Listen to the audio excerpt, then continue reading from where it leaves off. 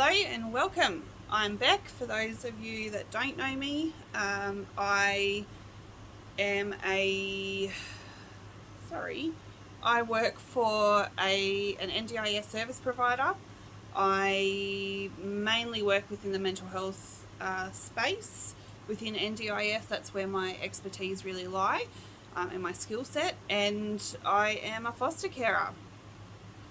I started these posts, vlogs, whatever, about 3 or 4 weeks ago, because I really wanted to share with people some of my experiences to allow, I guess, so that people might be able to learn from them. I think my long-term goal is hopefully to affect some change within certain areas of service delivery within NDIS, definitely within the foster care system.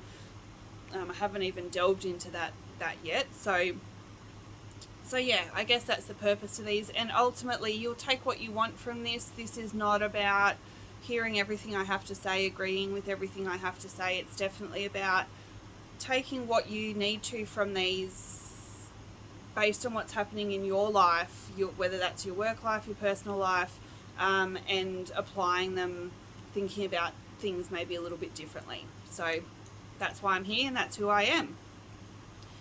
Today I want to have a bit of a chat around the idea of reflective practice and how reflective practice is important in service delivery. So when we're providing services to people with a mental illness or a disability. Also, I think not only why is it important, but how can it help? How can it make your service delivery better?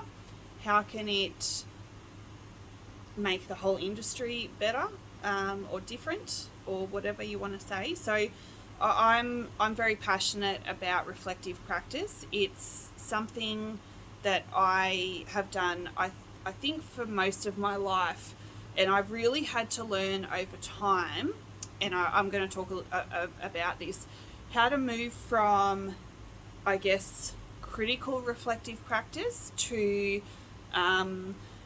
reflective practice that has some what's the word, like it's meaningful, there's a purpose to it, it's helpful. So to start off with, what is reflective practice? So for me, reflective practice is when you, after something's happened, or if you think back about a decision you made or an interaction that you had, and you kind of take a step back and you look at it and go, okay, could I have done that differently? If I could have, what would that have been? Are there areas where I need to maybe have some more training? Did I miss out on something? Did I not understand something? And what will I do differently next time? What will I try to do differently next time, basically? And that's, as I just mentioned, it can be really easy, and it's something I did for a really long time, where I was very critical of myself.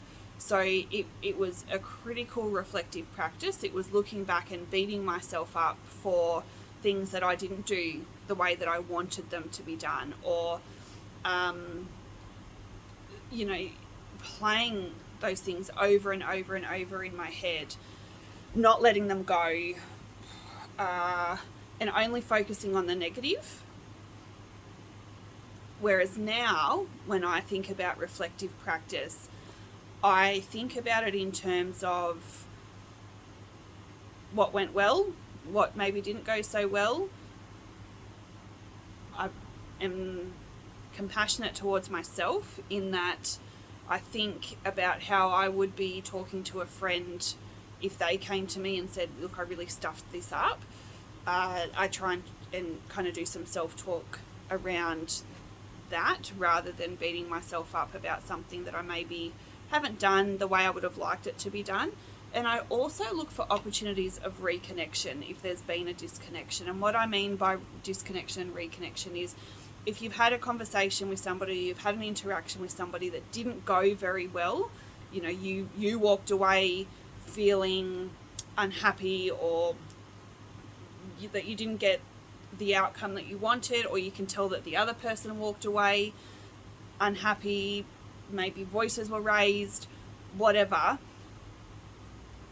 How can I reconnect? How can I reach out to that person and own my part in that disconnection to try and reconnect? And I can only own my part. I can't own the whole entire interaction, because there were at least two of us in that. So yes, that for me is what reflective practice is. It's having a look back, seeing what can I do differently, not being critical of myself, of beating myself up about something. And if I'm noticing there's a theme, if I'm, you know, reflecting, and every time I'm doing that there's this common theme, it's digging deeper within myself to go, actually, what's the problem? Because there's probably more happening than what you realize on the surface, and it's giving myself that time and space to do that. Why, for me, why is reflective practice important?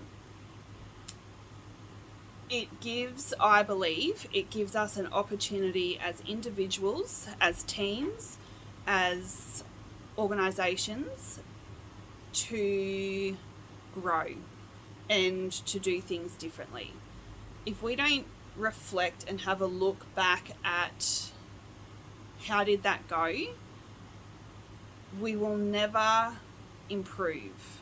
We will always think that we are right. We will always think that we did it the right way or the best way, and we will never have room to improve.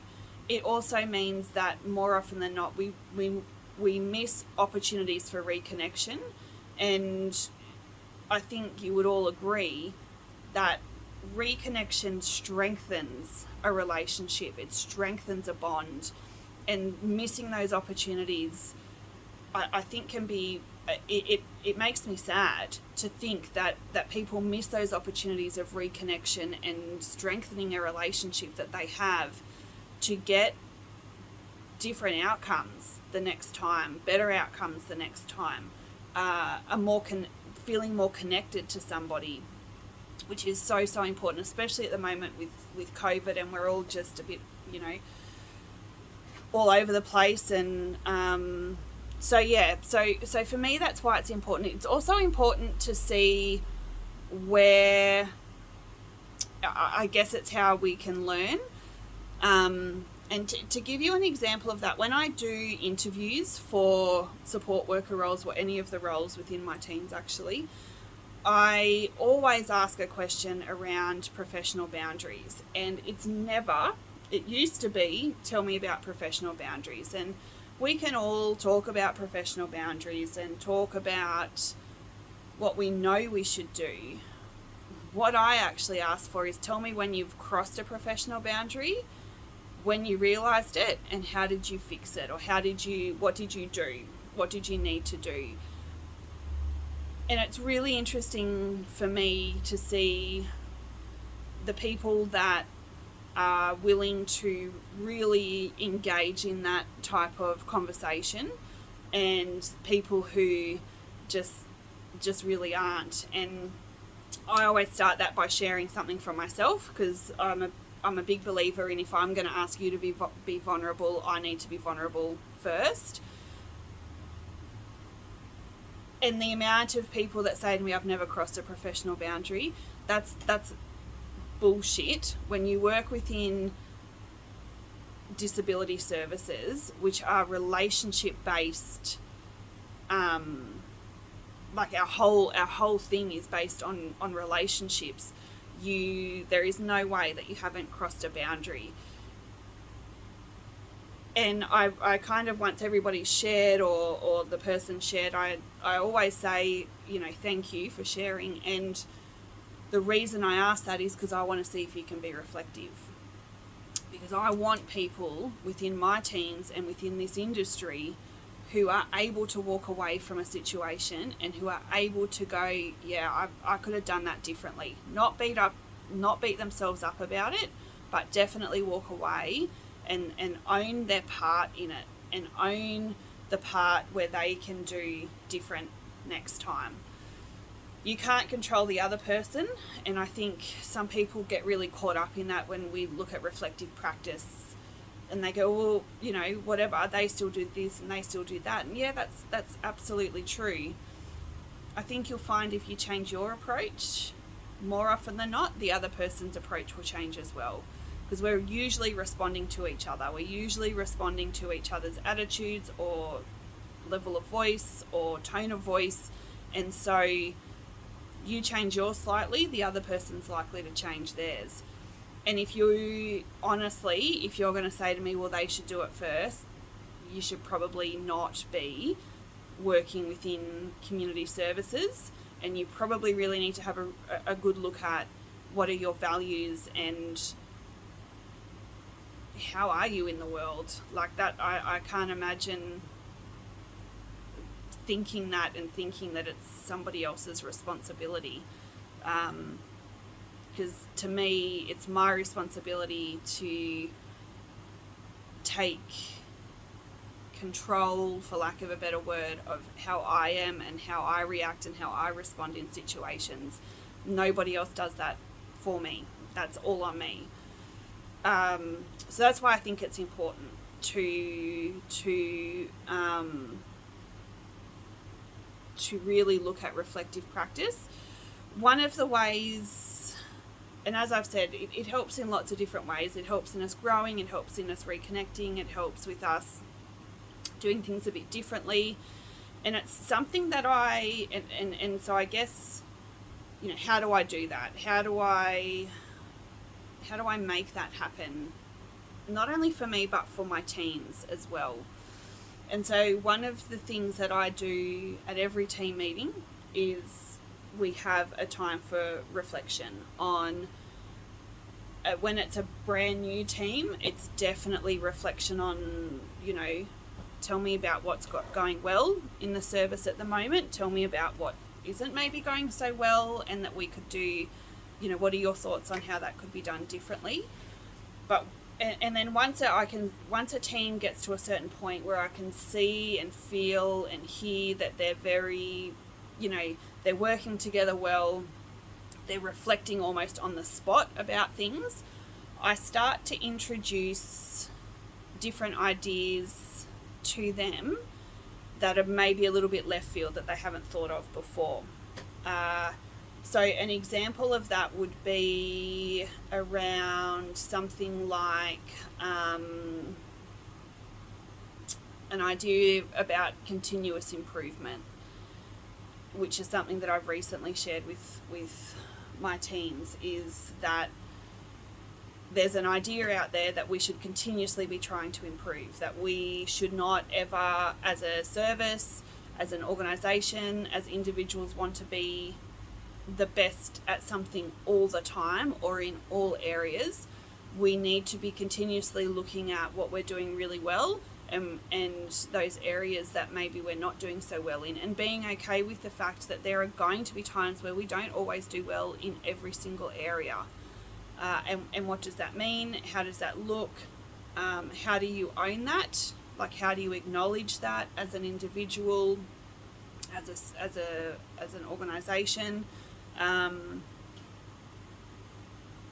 it's not necessarily something that I then say to the team, I want you to now start doing these things. It's more of a plant a seed and see where it goes. See where, if any changes are made by individuals or by the team. Because again, if we don't think about things differently, if we don't learn, if we don't reflect on our practice, and when I say practice, you know, I am, I guess, focusing on service delivery within NDIS, but that's it can be anything. It can be, how did I interact with my kids today? How did that go? How did I interact with my hubby? How did I interact with the lady down at the shop. What did I get really pissed off about today that I didn't really need to get that pissed off about? How much energy did I waste being pissed off about something? As a foster carer, reflective practice in how I engage with the kids in our care has been really, really important for myself and for my hubby, around really working out what's the core problem, what's the core issue, why am I so frustrated about that, why am I yelling or getting annoyed about how such and such is, using their fork at the dinner table, for example. Like, what's that actually about? Because more often than not, it's got nothing to do with the child. It's got nothing to do with the other person that I'm interacting with. It's got everything to do with me, my values, the way I see the world, and that they are either being breached, I guess, or that I'm having to maybe change them. And that in itself is a process. That in itself is not necessarily easy to do. So yeah, that's a little bit about reflective practice. I think, in terms of how do you start it, if it's not something that you do on a regular basis already, there's lots of ways that you can start reflective practice. There's writing things down. So, just taking a couple of minutes at the end of the day and just writing stuff out. There's also a part of reflective practice is sometimes getting the unrealistic shit out of the way. So sometimes it is saying to yourself or writing down, when Mary fucking did rah rah rah, how dare she do that, she did this to me and she did that to me and blah blah blah blah. Get that out of the way, so then you can actually look at what really is going on there. Some advice: if you're going to write it down, rip it up, burn it, whatever. That's between you and the piece of paper. It's not something that you want anybody else to read. You also, if you're going to do reflective practice, or you're going to be reflective with another person, which you can do, and I can talk a little bit about that in a sec, it needs to be somebody that you trust 100%. There needs to be a level of confidentiality. There needs to be a level of understanding that what spews out of my mouth isn't necessarily 100% how I feel right now. And I find sometimes reflective practice with somebody else very, very helpful. If I can't get out of my own way, if I can't get out of my own head, it helps me to have somebody else who I can say to, look, I know that I'm being really unrealistic in this. I can't get out of my own way. I can't seem to see through this. Can I just verbal diarrhea to you, and then you can maybe help me try and work out what's actually going on here. And that can be very, very helpful, but as I say, it really needs to be with somebody that you trust. It really needs to be with somebody who knows that it is just verbal diarrhea in the beginning, and that, once you get past all of that stuff, you're actually going to find a solution, and it needs to be somebody that's not just going to agree with you. Not somebody that's just going to go, oh my God, yes, that person did blah, blah, blah, blah, blah. How dare they do that? It's more around somebody who can acknowledge this is a really shitty situation, or it really sucks that that's happening. Here's what I'm hearing. Here's what I'm seeing. Here's, maybe a different way to think about this, as a way to sometimes pull you out of your own headspace. As I said, kind of help you get out of your own way. Because usually we're the people that get in the way, and we're our own worst enemies when it comes to this stuff. We really are. Journaling, that's another one. As I said, you might need to burn whatever you write or rip it up, so that other people don't see it. There's another thing, when I look at reflective practice, or when I'm doing reflective practice, is if I'm really getting caught up on something, it's, well, what's in my control and what's not in my control. So if I'm reflecting on a situation or an interaction that I had and it hasn't gone the way that I thought it would or needed it to or wanted it to or whatever, and you know, I'm still quite cranky about it, one of the things that I've learned to do over time is to sit back and go, okay, what am I actually angry about? Is that even in my control? Because if it's not in my control, well, I may as well let it go. If it's in my control, what can I influence? What can I change? What can I do? And once I've done those things, then it's out of my control. And sometimes, guys, that can take me half an hour of just over and over again, that's not in my control. That's not in my control. That's not in my control. That's not in my control. Sometimes I can do it really quickly. It just depends on what it is and what's happening. And sometimes things will just keep popping back in. You know, I think I've got it, and then 2 days later it pops back in, and it's like, man, okay, not in my control, not in my control, not in my control. You know, this stuff doesn't just happen.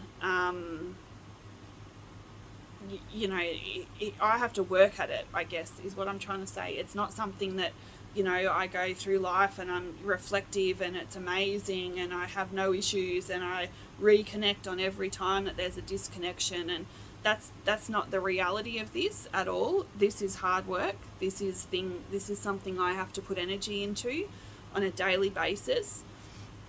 But the outcome of that is